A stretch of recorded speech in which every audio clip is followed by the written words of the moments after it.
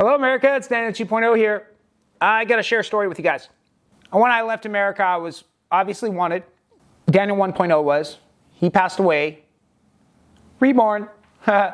There's a period of time before I started really even thinking about this, right when I was done with the regiment that I explained in my prior content. I'm on the beach, and I'm walking around in the first week or two after the healing. I didn't have the phone, didn't have earbuds, nothing. It was like a dream. I didn't have any dopamine imbalance from looking at these things. All sexual deviancy from watching that perverted shit on here, gone. Criminal thinking, gone. Drug addiction, gone. Cured. What? But I'm in this kind of dream state where I'm walking around wondering if this is all a dream and if I'm going to wake up in prison still sick from all these demons. I'm like, this can't be real, right? So I'm walking around on the beach and I just see a flower. And it's like the beauty of it. It's like, oh, look at the simulation God created for us. Like, look how beautiful it is. Look at the waves. Look at the sand. He did this all for us. He loves us so much. And I just felt this massive amount of love from my Father in heaven that just was beaming on me, dude. It was unbelievable. It was miracle. I'm processing reality at this point. I'm like, this can't be real, right? I'm going to wake up in Wasco surrounded by psychopaths still struggling from all these demons and just go back into the washing machine of just the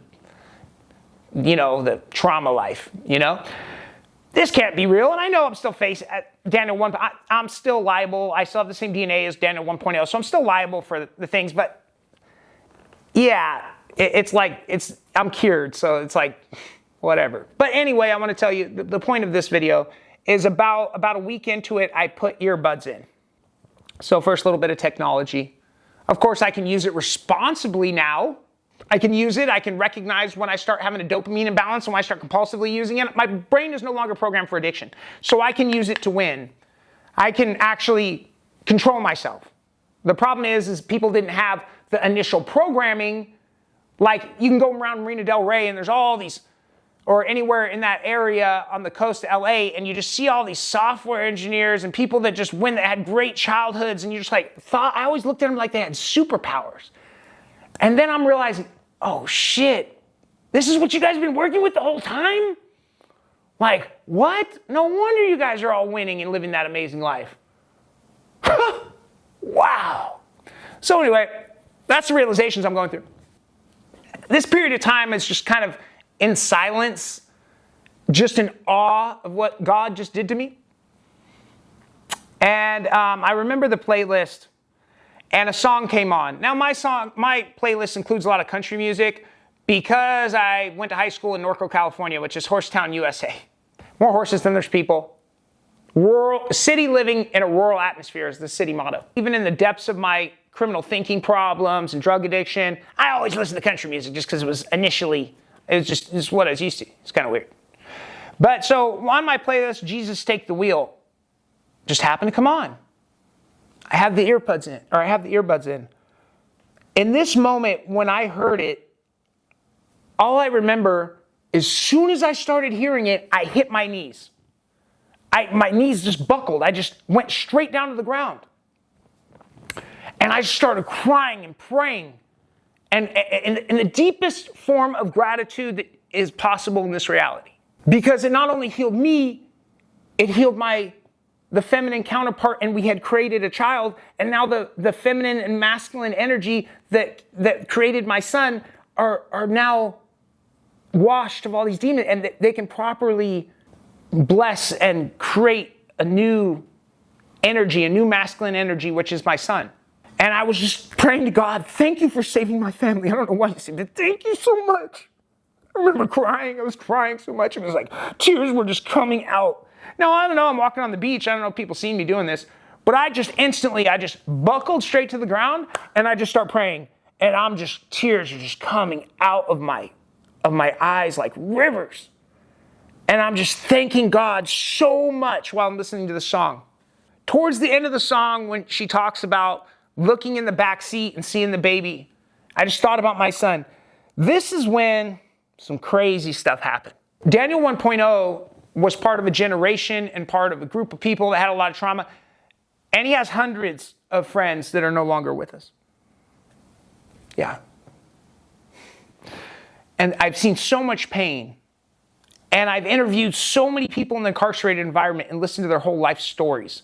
So as I'm psychoanalyzing them, they're telling me their whole life stories. I realize, okay, this is all just trauma, horrible childhoods, all kinds of pain and suffering. Well, I absorbed all that. Now, I was desensitized to it at the time because I was suffering from demons and drug addiction. But now that I'm cured, in this moment, I'm on the beach, my knees are in the ground in the sand, and I'm praying in the deepest form of gratitude. And God, He takes all the pain and suffering of every child. It seemed like, I just want to put this out there. It seemed like all the pain and suffering of a child that's growing up without the masculine and feminine energy, without father and mother present in their life. All the pain of those children.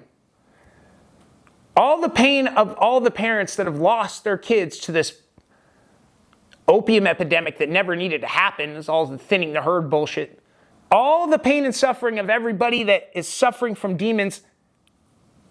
It all came to me in a microsecond. So at this moment when this happened, it was a microsecond, like a fraction of a second, where all this pain funneled, all the pain that I was desensitized to, Daniel 1.0 had seen, came to me in a microsecond. Let me explain to you what this felt like. It felt like Ragnar Lothbrok from the Viking show took a huge axe and just hit me right in the spine with it. So I'm like, ah! That's what it felt like. But I got up off my feet like in this huge rush of adrenaline that just seemed to shoot from my pelvic area all the way up my spine to my brain. And it was the deepest form of pain imaginable.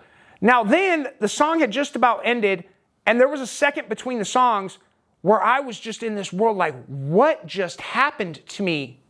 Like, what is going on? The very next song that came on was Cries of the Crusader by Struggle Jennings. You guys can go listen to this song. Oh man, I have a quote of it on the shirt. Let me translate this into English for you, because I was telling God, thank you for healing me. Thank you, thank you, thank you. And when He played these two songs in succession and did that to my brain, let me translate, because obviously God just doesn't speak to you in English. He speaks to you through synchronicities. He speaks to you through feelings. He speaks through you through all the whole depth of reality. But I will translate into English what He was telling me at that moment. My son, I wasn't just healing you. I was preparing you for battle. Oh no. Let me translate this for the urban folk of Los Angeles. God was telling me to walk from 9th and Broadway all the way to Redondo Beach Boulevard at 2 a.m. and bang on everybody I see. If you're from LA, you know that if I made it to Slauson still alive, it would be a miracle. A straight miracle. If I made it all the way to Redondo Beach, it would be like, nobody should have any question whether God's real. Oh shit, this is a suicide mission. Total. This is a straight suicide mission. But seeing how He healed me, and I'm just an obedient son, I'm going to do exactly what He said. That's what this is all about. That's what this whole Book of Daniel thing's about. Not for money, not for anything. I was healed miraculously, and my wife was healed. So this is what I have to do.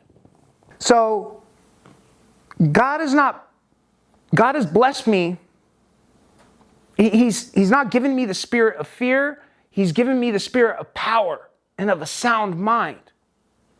And there's another quote from the song of the Cries of the Crusaders that says, let my tongue be the razor that leaves the devil disabled.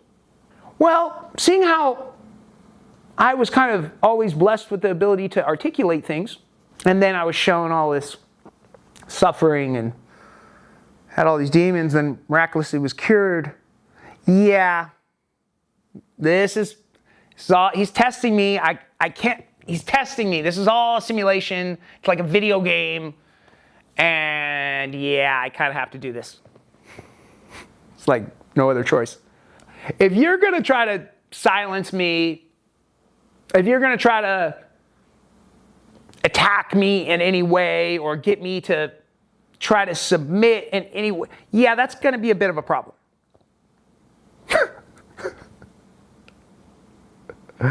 You know what you have to do, right? If you want to do that? Yeah. Do what you got to do. Just where I'm at with it. It's just where I'm at. So, America, that's what happened.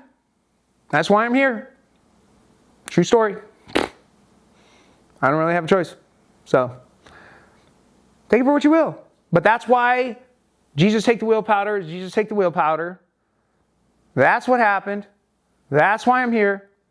And yeah, take it for what you want. So that's all I got for you on this subject. But I just wanted to give you that specific experience where this all came to me, and then translate it into English, and then translate it into like what somebody from LA in an urban environment suffering from demons would comprehend. So that's what God told me. He told me I gotta get on here and just let it all hang out. Let the truth set you free. So this is like a leap of faith. You know, we'll see how it turns out. Whether he saves me or not, whatever. You know, it's all irrelevant at this point. But all right. I love you guys. And as always, on the book of Daniel, we just hope that you give us a prayer for safety, and always a prayer for the people still suffering in our streets, the people in our prisons. They are all mostly 99% are just traumatized children that are suffering. They don't have the initial programming from when they were a child to operate effectively in the modern environment. So let's give them a prayer, please. Can we give them a prayer, please, America? And if you want to like and subscribe and share this message, that's what this is all about, the message. It's not really about anything else. So that's all I got for you on this segment. And until then, I love you, America.